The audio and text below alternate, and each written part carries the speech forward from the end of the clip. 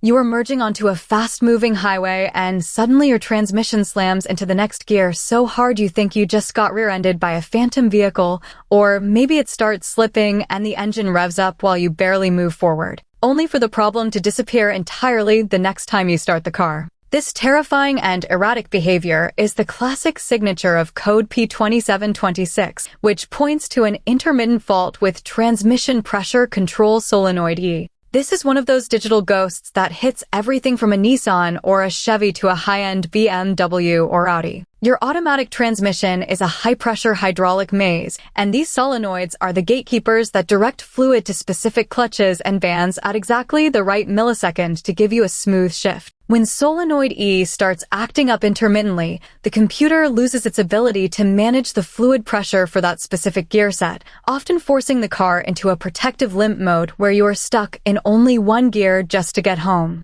The severity here starts as moderate, but can become catastrophic very quickly because every time that transmission slips or bangs, it is generating intense heat and creating tiny metal shavings that will eventually kill the entire gearbox. Your first move should be to check the lifeblood of the system, the transmission fluid. Pull that dipstick and look at the color and smell. If it is pitch black or smells like a burnt campfire, you likely have internal mechanical damage, and that solenoid is probably clogged with debris. If the fluid looks like a healthy cherry red, then you need to head for the wiring harness. These wires live underneath the car where they are constantly blasted by road salt, water, and extreme heat cycles. Look for the main connector on the transmission case and check for pins that are covered in that nasty green crusty corrosion that ruins electrical signals. Use your digital multimeter to check the solenoid circuit for a solid connection. If the wiring is pristine and the code keeps popping back up when the car gets hot,